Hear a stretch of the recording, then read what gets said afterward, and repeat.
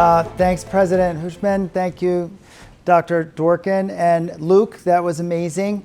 It's so nice to see so many of you who've interned and be in a college and university setting. I wanted to talk to you tonight. I love that you are focused on citizenship. I think that's incredibly important. And I'll give you a little bit of my background and story, and we'll talk about that topic. But I started working, grew up in Cherry Hill, so I'm a New Jersey native, came to the Jersey Shore. This was Glassboro when I was a young boy, and has since flourished into a huge university. But I started working at the Jersey Shore from when I was 15 years old in hospitality. And I loved that business because you got to meet people where they were coming looking for a vacation or a respite, and you had an opportunity with every encounter you made to exceed their expectations or disappoint them.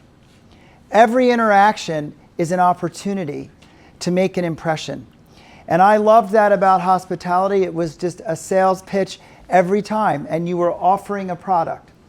I decided after those high school summers and into college that one day I wanted to own one of those hotels. That was Congress Hall. I worked there as a little kid.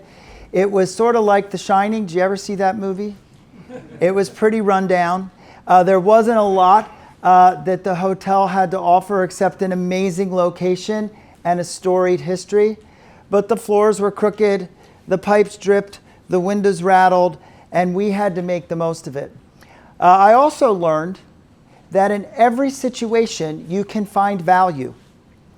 That, we were offering rooms in the summer of 82, 81 for like $29, $39. That was a good deal then at the Jersey Shore. And then we told the story of the hotel, and we got them excited to be there and to take best advantage of that opportunity, and they ended up having a good time. So when I finished college, my college education was liberal arts. I was in the Glee Club. We were talking about music. I loved the diversity of opportunity in our college. I was a lit major, read philosophy. I did love the liberal arts. Eventually, I got to go to vocational training at Wharton, but went back after college with the dream of opening my own hotel in Cape May. And I convinced my dad on this little rattletrap building that was abandoned in Cape May on Jackson Street. Cape May was asleep back then. It was a Memorial Day to sort of late September town, and then the sidewalks rolled up. A lot of unemployment all winter, people hanging around, a lot of young people leaving the county. So 6 banks said no to me. I was earnest. I was in my mid-20s, and I kept pushing because I believed in the promise of the idea we had, that Cape May could have, at the time, just some B&Bs, and it had motels. And the motels had air conditioning and color television and a private bath, and the bed and breakfast inns didn't. They had a lot of charm, lace curtains, but they were sometimes hot and sometimes you had to go to the bathroom down the hall. And I thought my big idea, wasn't that exceptional really, was that if you merged those two things, we could give a product that really benefited the family and leveraged the brand of the town. So when 6 banks said no to me, I applied to business school. And this is one of those red letter days in one's life, but I'll never forget it. I got a call in the morning from Wharton telling me I was accepted to their class. That afternoon, I heard from the 7th Bank, and they said yes. So that was a fork for me. I did both. I went to Wharton, but I didn't recruit. I got to know the network, learned my education, but every Friday went back and worked on our project all weekend, and we opened it in '89 with about 24 employees. And now, 35 years later, we have over 1,000. We renovated Congress Hall, the Beach Shack, and I have to say, I love the free enterprise system in the United States. You get to bring people together around a vision and get something done. And this was a project that everyone said was impossible. Congress Hall had been abandoned for a number of years. It was 4 acres in the middle of town. It was a 200-year-old hotel. There were a lot of reasons not to do it. I'll never forget going to the planning board, and one of the board members said, well, I'm not going to approve this. It's not going to work anyway. Now, have you ever heard that kind of logic before? But see, I love the challenge of the word impossible. Muhammad Ali gave a great quote years ago. He lived in Cherry Hill, by the way, for a few years, many, many decades ago. But he said impossible is just a big word thrown around by small people who would rather stay in the position they're in than look and use their power to change things. Impossible is not a fact, it's a dare. Think about that. And so for me, as a 17-year-old who said one day I'm going to fix this place up, in 2002, when we cut the ribbon, 25 years later, and got Congress Hall renovated, I was really proud. But I was proud of the team we built and the fact that we had to bring people together to get a vision done by being optimistic and hopeful and also prepared and smart about how we approached it. I learned that you couldn't necessarily get everything you wanted, but you had to make some compromises along the way. For example, with Congress Hall, it was an oceanfront property, so there's the DEP and the CAFRA rules in New Jersey. It was a historic property, 200 years old, so there were all kinds of preservationists that really wanted every single bit preserved. Then there were construction codes, and they had their own requirements for strength in a building. And the fire guys, they would have preferred it to be a metal box and everyone would have been safe. So to get them all to the same place at the same time was a great challenge and a great joy to do it. And I would just say that there's always a reason not to do something. And I, in my lifetime, have tried to, I understood early on that I would rather regret doing something than not doing it, because you know you tried. And so the success we've had in part was because of drive and vision, but it's also building a team and working with people around you. I like to say that today, we have over 1,100 employees. It blows my mind. I'm running for U.S. Senate, thanks to them. I mean, they've actually kind of kicked me out the door and said, you go have a good time. But the reality is I work for them, with them. We're a team that makes an economy. When I think about the fact that we make a payroll every 2 weeks, 26 times a year for 35 years, growing this business, dealing with different regulations that you've got to solve for. Sometimes there's unintended consequences to certain regulations. But that team, together, we make an economy that covers 800 families, mortgage and rent payments, car payments, food, shelter, college tuition. That's pretty cool that we do that together. And not only do we do that, but we pay our taxes. We contribute to the federal government. So I love being in business, and I love the platform that that's given us to also understand our citizenship.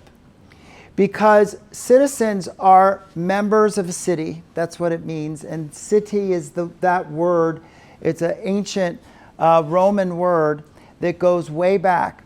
Citizenship, civitas, is the actual word. You think about civilization. I don't think you could have civilization without civility. Civil.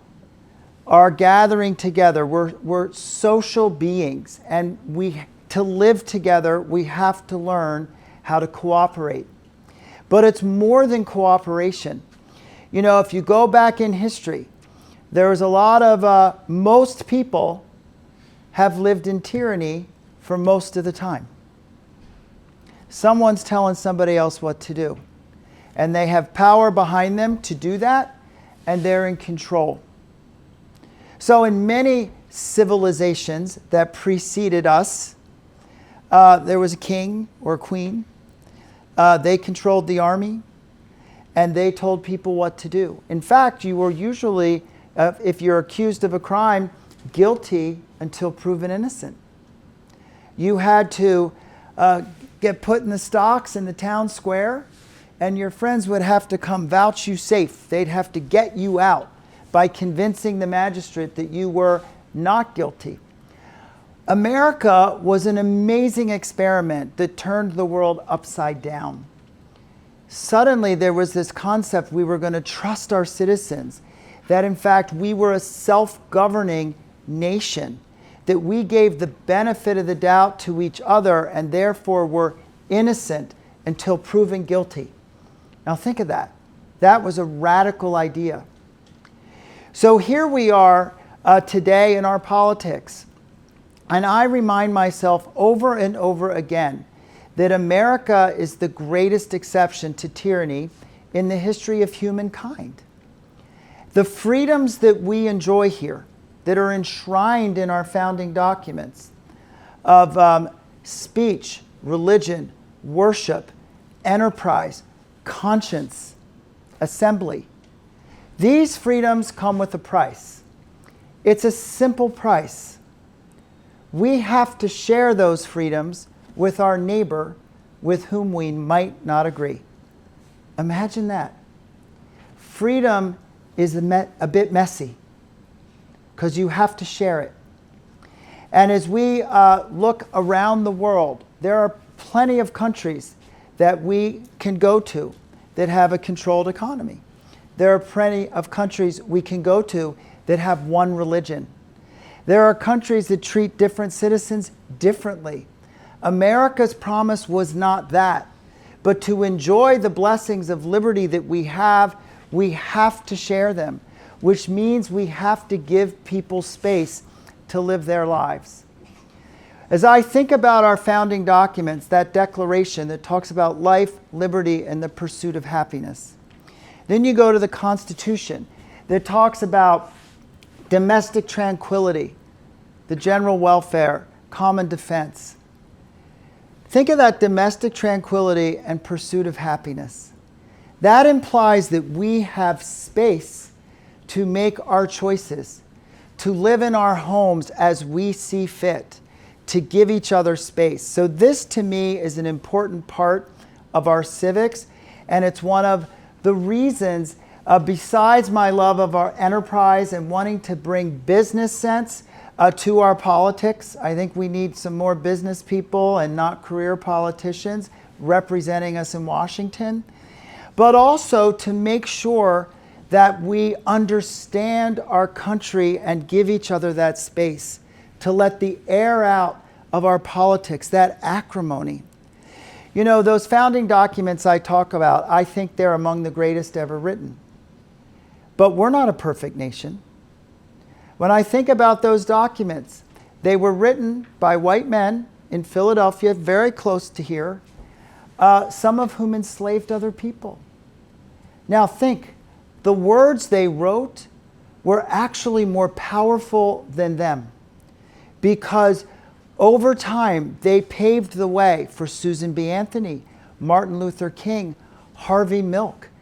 An amazing journey of, in fact, becoming, as the Constitution said, a more perfect union. We are not perfect. Our politics is not perfect. I'm not a perfect candidate. But boy, oh boy, we are on the cusp of our 250th anniversary, and I want us to be recommitted to these core values, so we're giving each other the space that we need to find that domestic tranquility and to work together to build opportunity for all of us. What a great university's been built here, and how you have such diversity and so many people learning and expanding your schools and the different approaches to learning and degrees. We need those opportunities. I believe we need a commitment to business and making sure we're growing the economy. The marketplace was the place in history where people of all religions could go and trade. And if we're trading in a way that's fair, we're looking out for ourselves, obviously. We need to make money to feed our families. A miracle happens. And America is the land of opportunity in part because of that giving the benefit of the doubt to our citizens on one hand, and on the other hand, citizens accepting the call and understanding our responsibility to each other as neighbors in a community, in a state, in a nation. And so I got into this race for those two reasons, honestly. When I was 16 years old, I'm dating myself, it was 1976, and that was the bicentennial of our country, our 200th anniversary. I was a tour guide taking busloads of people, visitors to Cape May, up to Philadelphia and touring them through Independence Hall, Betsy Ross's house, the Liberty Bell, talking about these core values and witnessing the pride that we had in our country.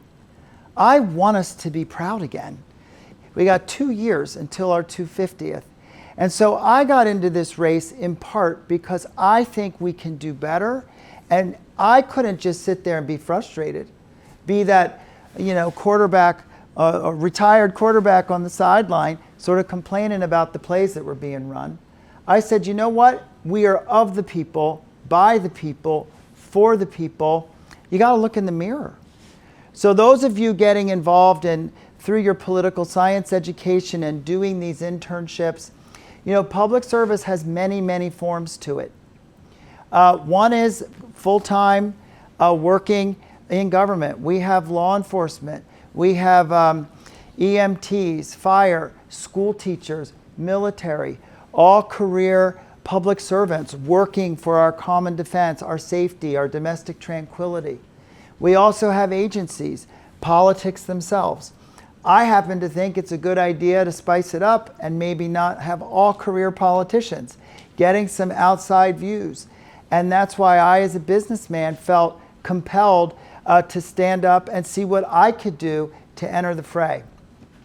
Let me tell you this. It was hard to get Congress Hall renovated. It was not easy to build a building.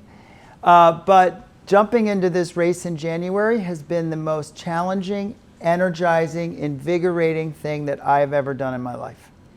Suddenly you see your name on a sign, that's my name, running for Senate. Wow, that's weird.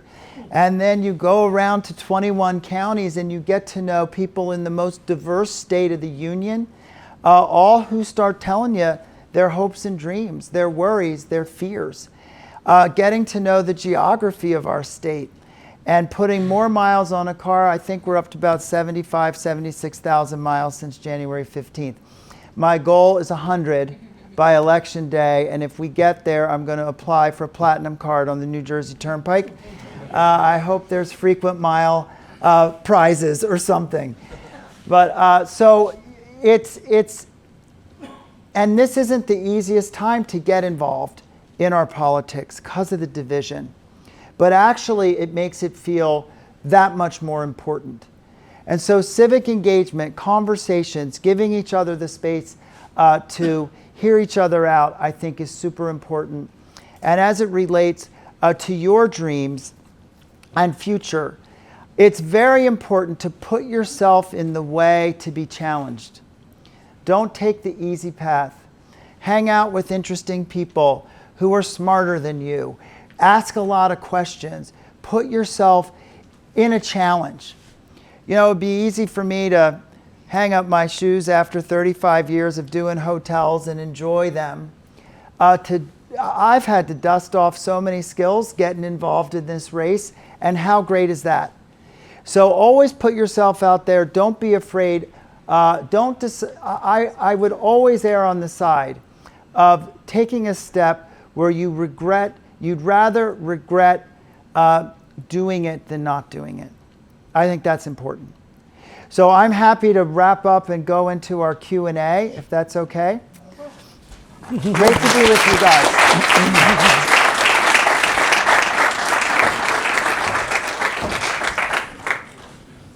Okay. Wonderful. Thank you, Mr. Bashaw. A bunch of questions came in when people registered online.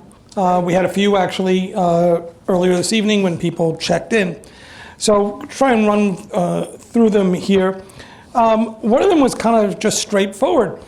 Mr. Bashaw, I wanted to talk about what you want to do in D.C. if you get there. What would be your first priority if you were to win this election and go to Washington?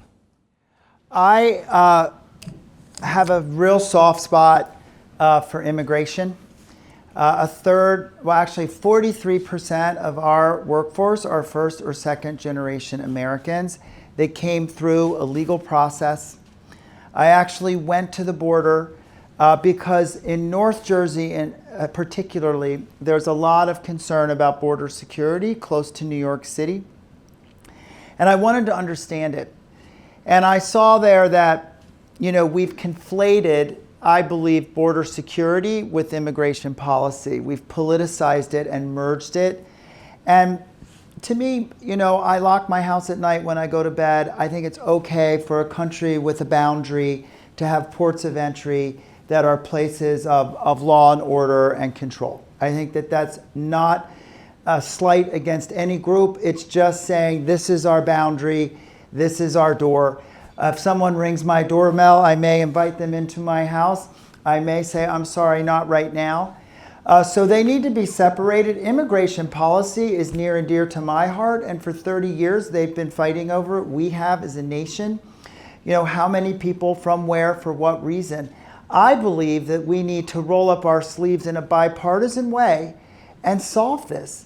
And one of the reasons I think, as someone who's had a great career and who doesn't have to run for Senate to go as an outsider, is so you can talk about harder issues and not be as worried as someone that's doing this for a living that they're going to get primaried or they're going to upset. We need to have these harder conversations. So to me, we're a land of immigrants. We all have immigrant stories in our families, and we've been welcoming people for 248 years to this land of opportunity, and we need to do that in an efficient and proper way so we can grow our country and prosper together. So I want to work on immigration. Thank you. There was a question about inspiring young people.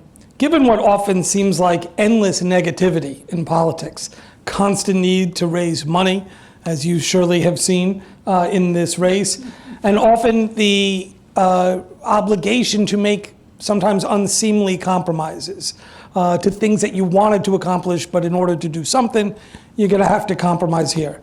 Given all of that negativity, having to raise money, the unseemly compromises, why should young people look to even run for political office? Well, it's your country. We're a self-governing nation. You have no choice. I don't think you have a choice but to be involved as citizens.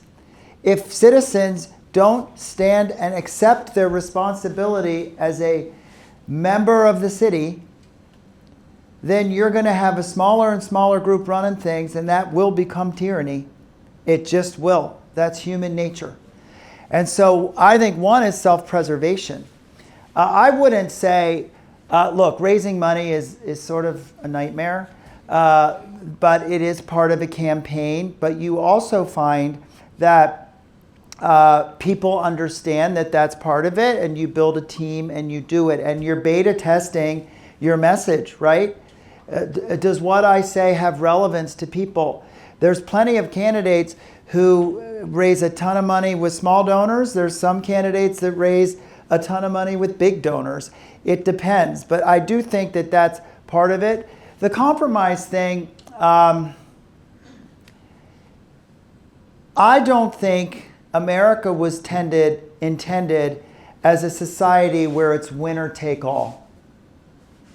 It was a place where we allowed for diversity of opinion and conscience. I mean, there were countries that held on to one religion. Some still do. We made room. It's created some tensions. We've had arguments about symbols and other things, but the fact is, it's not winner take all. Our Constitution, the separation of powers, the bicameral houses, the three branches of government, all these things were our founders building in safety valves so that a faction couldn't take over.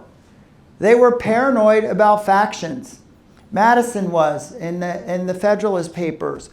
George Washington, when he wrote his famous letter telling the country, I'm not going to run for a third term, he spent most of the time in that letter warning about factions, giving a winner-take-all mentality who's going to come in and forget the fact that we're both and within guardrails. So I think that compromise is important. One of the famous speeches, Ben Franklin stood up at the Constitutional Convention, and he gave that they were stuck. And he said, you know, if a carpenter's going to make a table, he's going to get 2 pieces of wood, and he's going to take a little from both to make a good joint. He was describing compromise. At the end, he said, you have a republic if you can keep it. So the fact is, compromise is sometimes, I'm not getting my way wholly, but it's the guardrails to allowing us to be a pluralistic society. I think that, you know, we're not going to solve our problems from the extremes. I think we're going to solve our problems by having people also in the middle, making sure there's conversations and creating just those compromises so we can move forward. I think what you talked about, finding ways to move forward, especially on difficult issues where people are firmly in their camp, leads us into a question we got several about, which is abortion. So let me try and set it up this way. As of today, it looks like the Republicans are poised to actually take control of the United States Senate. And more than a few Republicans have talked about establishing a national abortion ban. If the Democrats maintain control in the U.S. Senate, their leadership is talking about voting to reinstate the protections of Roe v. Wade on a federal level. Should you be sent to the Senate as a self-avowed pro-choice Republican? We have 2 questions here. First, would you be willing to go against your own party members to vote against a national abortion ban? And second, would you vote to reinstate the protections of Roe v. Wade on a federal level, or would you leave it to the states? So the first question, I would absolutely not vote for an abortion ban. I think that a woman's right to choose is her conscience with her doctor and her family or loved ones or advisors to make that decision. It's not mine to do that for her. In the same way, my husband's here tonight. It's nice to see him at this event. I didn't want the government telling us who I could marry. We want to make sure we're giving those freedoms, but again, they have to be shared equally. So I think that a federal abortion ban is off the table for me. You had a corollary in there, would I vote against my party? Look, I'm Curtis Bashaw. I'm going to, when my party's right, I'm going to support it. When my party's not right, I'm going to stand up against it. I have to vote my conscience. I'm running for Senate as a citizen of this country. That's why I'm running, not just because I'm a Republican. I'm a Republican because I believe a lot of things, they have the right side of the issues, particularly with economic growth. I don't think we can spend our way to prosperity. I don't think we can tax our way to fiscal health. I don't think that we can regulate our way to innovation and growth. I'm more of a free market guy. I trust our citizens, trust our businesses. I'm not a fan. I'm getting sidetracked. I'll go back to your second question. Maybe you'll come back. I got it. So in terms of what the courts did, they were pretty strict on separation of powers and feel like the judicial branch should adjudicate, legislative branch should make the laws, the executive branch should enforce it. Do you remember when there was that Las Vegas shooting and Trump did an edict against bump stocks? The court said no, not because it's not a common sense thing to do, but because they felt like that should rightly be handled in the legislative branch. And I think that's what they did with the Dobbs thing. So I understand what they did and understand why we have separation of powers. I believe that the solution is to codify a woman's right to choose federally. And I would work in a bipartisan way to do that.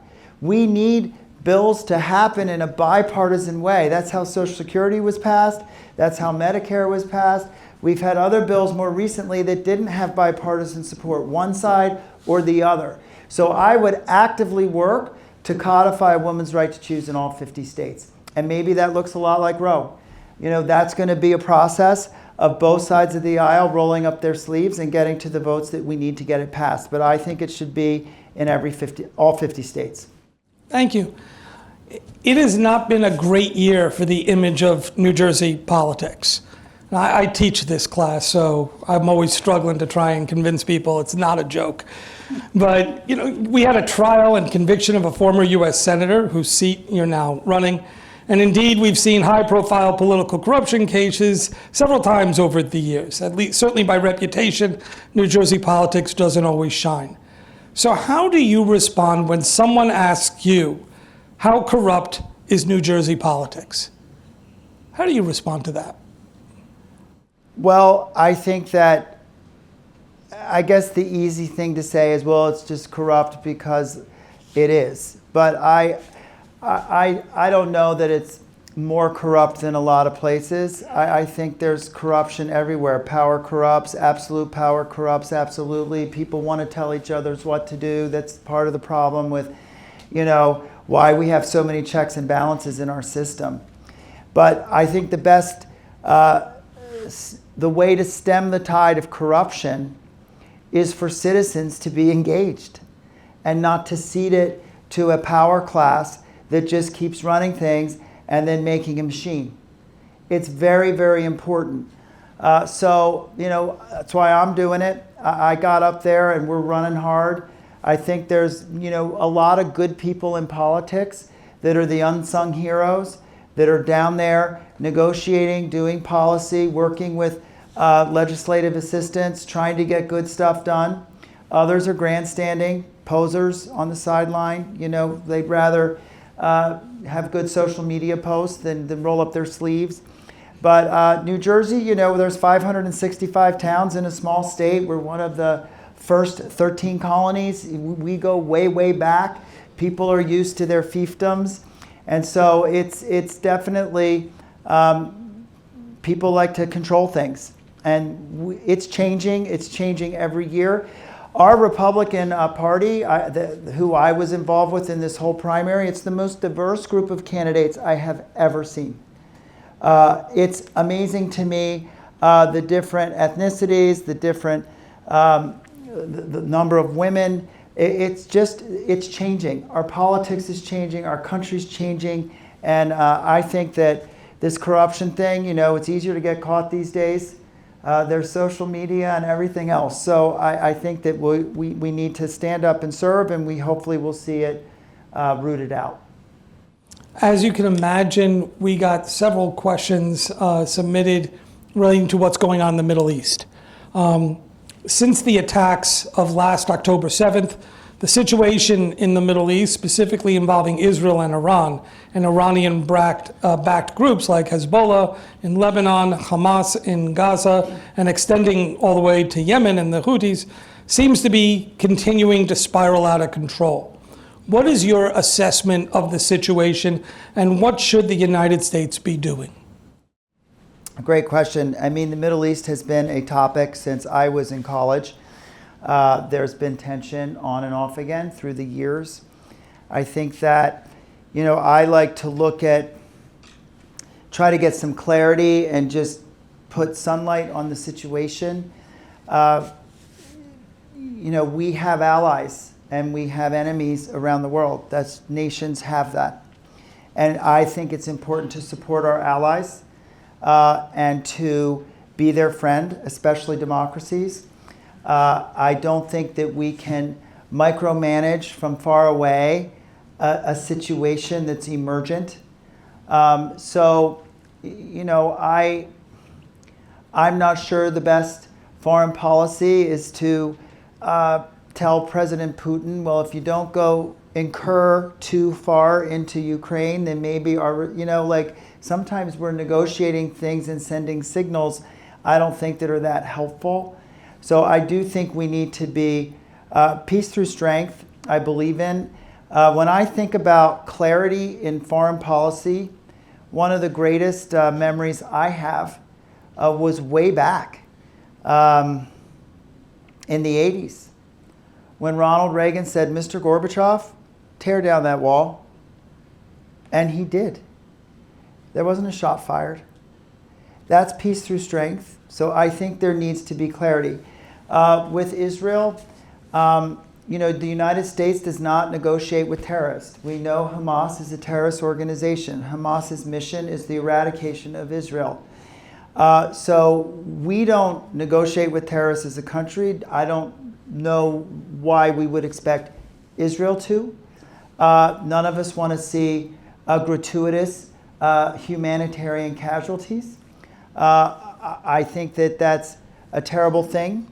But we also, if you make a moral equivalency between a terrorist organization and a country, you run the risk of signaling to the terrorists that they now have a platform. And, Hamas could release those hostages any day they wanted to. They're in control of that. They have the key to that. They could let the hostages go, and I don't know why they don't. So I think war is terrible. It's horrible. Winning a war is one way to get through it. The other way is to have a diplomatic solution. It's hard to have a diplomatic solution when there's such a moral dissonance between the participants. So it's a very tough issue. I think that the United States has taken a path of supporting its ally, but signaling globally that, well, maybe we're not going to support you, we're going to wait to give you this weapon. And I don't know but whether that emboldens Hamas to just keep hanging on. So that's my answer. Thank you. I want to sort of a tangential but follow-up to that. We had several questions submitted about the marked increase in anti-Semitism over the past few years, particularly since last October 7th. What would you say needs to be done to confront this anti-Semitism, as well as other kinds of bigotry and prejudice? I said earlier, I think that we have slowly become a more perfect union over time. We've had to get past certain biases, prejudices, distinctions, and we've grown as a country on that front. I think that we can't tolerate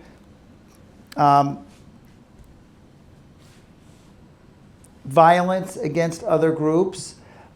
You get into, obviously we respect in the marketplace of ideas, free speech and letting people express points of view, and they're sometimes difficult to hear. That's okay. I'm happy to push the boundary there.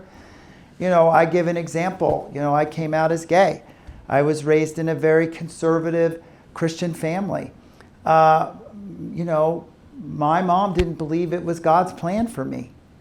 But that didn't make her hate me. She loved me. We can't always judge people who we disagree with by putting them in a box or categorizing them. We make it worse if we say, well, they all hate. It's not necessarily hate. It's sometimes a difference of opinion. Back to the anti-Semitism.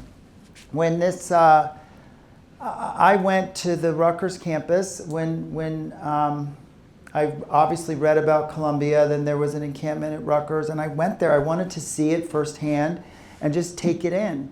And my reaction at the time when I saw some of the language on the signs was, wow, if that had been directed against a minority group or gay people, I think the Justice Department would have been pretty quickly down there.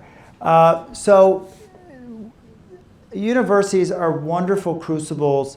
I remember the arguments I have with my friends late at night over ideas, and that's so important for us to have that civic dialogue, to hear each other out, to give us space, and sometimes we're giving us space to disagree. And we also can't be so offended that we're too thin-skinned. At the same time, we have to hold each other accountable in community for treating groups with respect.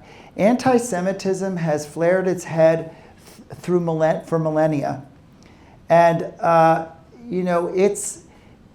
it's a precursor often to other forms of hate and has been throughout history.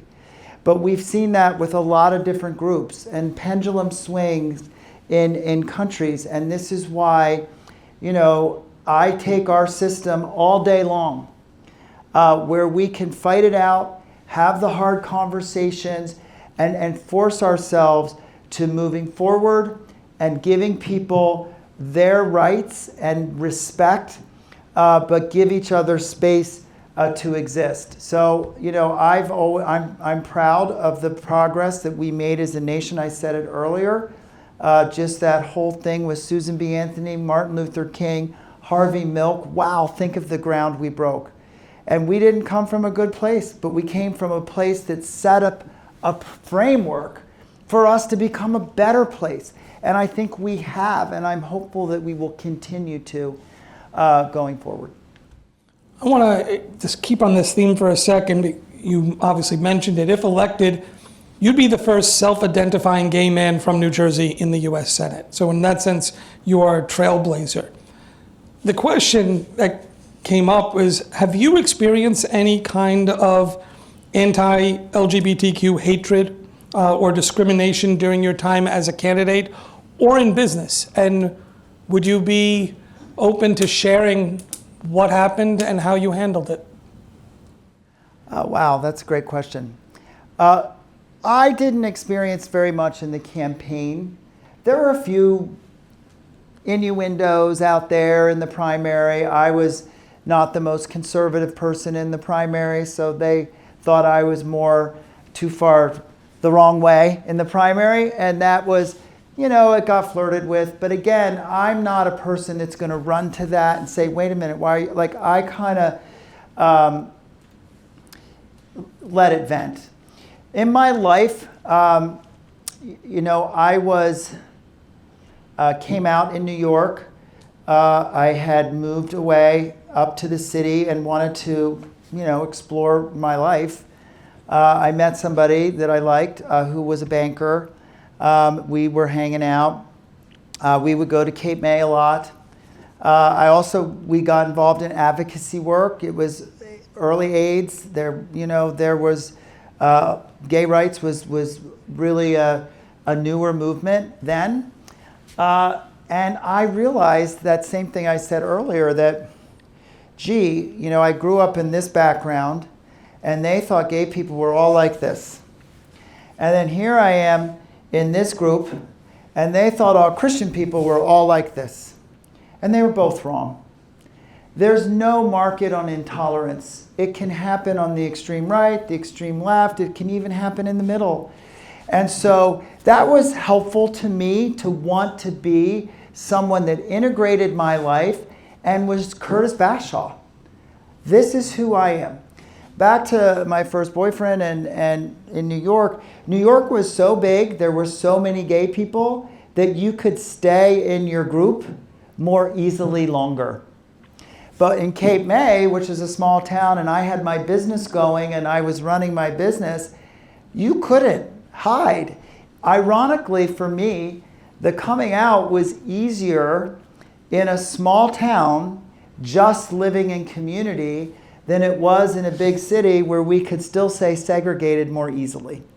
So, there was one incident outside of Wawa where some young guy in town saw me walking into the Wawa like 2 a.m. and called me a slur.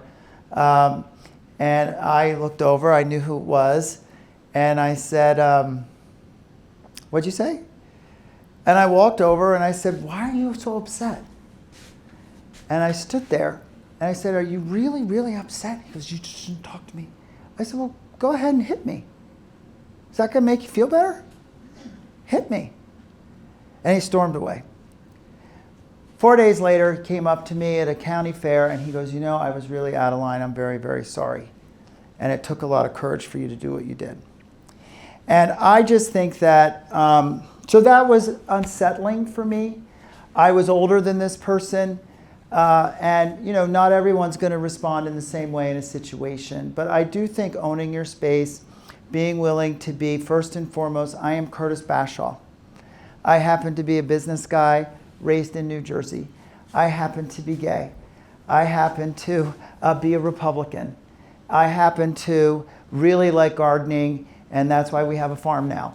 But I'm me, and we're all each other, and I think identity politics can go too far if we subgroup ourselves too specifically. We run the risk of creating those factions that the country warned us about. We are citizens of the United States, of the state of New Jersey, of Rowan University, of Cape May. We're citizens. That's who we are. That's our common identity. And we need to focus on what binds us more than what divides us. So, did that answer? Thank you for sharing that. I want to talk to you a little bit about mass transit, because a question came in for that. As someone from, I know, we got a lot of stuff here, so trying to cover it all. As someone from South Jersey, you surely know the frustrations that many people down here have when it comes to the limited number of mass transit options. So the question is, what are your thoughts on how to increase mass transit options in this region of the state, and is there a way that Congress can help out? I'm sure there's a way. One of my other motivators is very practical. New Jersey is 49th in what we get back from the federal government, but we are the third or fourth largest contributor. Now, why is that?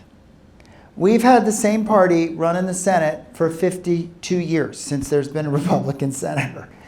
I don't like being second to last. Why are we second to last? I want to figure that out. I don't think we need to be. I am from South Jersey. I know that we are a transportation desert compared to the northern part of our state. Obviously New York was a big epicenter, and there was this huge web of New Jersey transit train lines. It's an amazing system. I mean, it's broken most of the time these days, so it needs to get fixed. That's another topic. But I think with the right advocacy and hard work, and someone who is used to bringing people together to get things done, you hate to use, make a deal, but when you negotiated to get a real estate transaction done, a project done, whether it's with the bank or with the regulators or with investors, you're doing that all the time. And I think that's why we need people from outside government, not career politicians that have only worked in an agency on policy, but somebody who's been on the front lines of the economy doing that sort of stuff, and I think we can do better. You mentioned the economy. There is an economy question here. America seems to be facing a very significant disconnect when it comes to the economy. On one hand, at least on paper, things are getting better. New jobs are being created, inflation is falling. On the other hand, the public doesn't seem to believe it. Polls show that voters are frustrated, even angry with the state of the economy.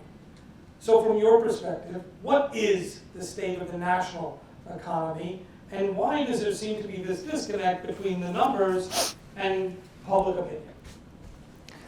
Well, I think inflation has been real and been a huge impact on people in our state. I know from going to 21 counties and talking to people all the time that the two top issues that I encounter are affordability and security.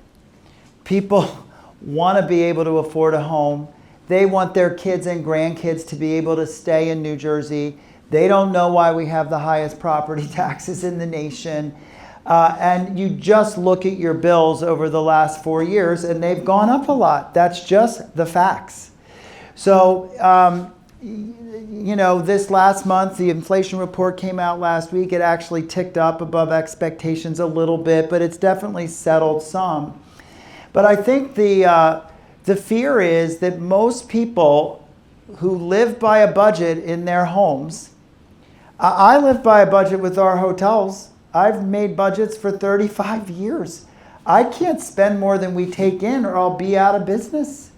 And the fact is, the policies of we're going to solve inflation by putting price caps on and spend another $1.7 trillion just doesn't add up for a lot of people. This is my Republicanism coming out. I'm definitely a fiscal conservative. Families know that. They know their utility rates are higher. They know groceries are higher. Gas is higher. They know that policies affect that. Pricing. I mean, like it or not, we didn't extend a gas pipeline in New Jersey several years ago, and we focused on windmills for our power. You know, was that a politicized decision or not? But the reality is we are importing gas now from other places, and it's more expensive. It just is. So I think that people are upset because, and then you know in the backdrop, our heart of hearts, we know if we don't have a lot more kids and create a lot more jobs, Social Security is not going to be there in a decade. It just isn't. The math isn't working. So this is, again, why somebody like me wants to go there, because I feel like I can have that conversation, work with both sides of the aisle and say, how are we going to solve this really? Like, are we going to stand over here and say, we are never going to touch it. We're never going to touch it. It's always going to be safe while we slowly go broke? Or are we going to do something about it? So I think there's a jitteriness that people know we can't spend our way to prosperity. I said this earlier. We can't regulate our way to innovation and growth. We can't tax our way to fiscal health. We actually have to grow our economy. We have to do work. We have to build stuff. And we have to trust our citizens and business people. Talk about the name calling, right? We don't like the name calling. No one likes the name calling. I certainly don't. But boy, oh boy, when I hear some politicians say, well, we're going to make sure those business people pay their fair share. Did they just call me unfair? Is that what I just heard? Like, what's fair share? Did God tell you that 79.6% is fair, but 79.3% is not fair? Like, why is fair being used in a context that's nailing people's livelihoods? Most small business people I know are on the front lines of the economy, struggling to get the money in the bank to pay their team, dealing with one-size-fits-all government regulations. I think that's why people are worried. They know we're on a race to the bottom, and that we need voices that will change that and bring common sense solutions back to the economic front. Pollsters, because you just mentioned it, I want to get a couple last questions in, some good topics. Pollsters, you mentioned offshore wind. Pollsters tell us that the plan to develop offshore wind as a renewable energy source here in New Jersey, which at one time enjoyed broad bipartisan support, has now devolved into a bitter partisan battle. Any alternative energy future involving wind is going to require an active federal government role, including lease approvals, possible subsidies to help with the transition. Can you share what's your perspective on the move towards offshore wind, and should Washington be encouraging its development, and if so, how? Or do we need a moratorium, as some have demanded? Well, I think this has been politicized. I think it was an agenda item that was, I know the permits happened faster than I could get a permit for a new hotel on the Jersey Shore in New Jersey. Why? Because there was a view that this was the decision we've made in New Jersey for the future. And the reality is, I want a clean environment. My hotels are on the Jersey Shore. You know, we all want a clean environment. What's the best way to get there, and how do we decouple it from politics and partisan ideology? So to me, we need more of all of the above. We need to use the resources we have, so we're factoring affordability into the equation, and we have to move in a smart way towards making sure we're being cleaner in how we consume energy. I know from being on the trail, people really don't want to be told what kind of stove to use or what car to drive. That's sort of frustrating for most people. But they want a cleaner environment. They don't want... it's interesting to me that the windmills... I was talking to a lot of the windmill providers, the people that want to do them. And, you know, I think they kind of acknowledge that, well, maybe they should have been a little further out. They're visible. It took, you know, maybe... look, we are 43% nuclear in New Jersey already. There's a lot of technologies out there that could really help us move forward. I don't think I don't think we should put all our eggs in one basket. And I think the wind thing is potentially bad for the shore economy, which is one of the backbones of our state. It could be bad for the shore environment. If we are going to have hurricanes that are bigger and stronger, do we really want a couple hundred windmills right off the coast 7 miles? I mean, we've seen them blow over in Nantucket this summer and out in China just a few weeks ago in a typhoon. So I think there's a lot of concern about it, and I would be very measured in how we approach this, but I am not a climate denier. I believe that we need to move forward in a practical way to get things done so we're cleaner and cleaner as a state and a country. Mr. Bashaw, we have hit our end. We have one final question. It's the question we ask all our speakers at as the last one, our exit question. A RIPAC tradition. Mr. Bashaw, what do you know now that you wish you knew when you were in college, when you were their age? Oh, gosh.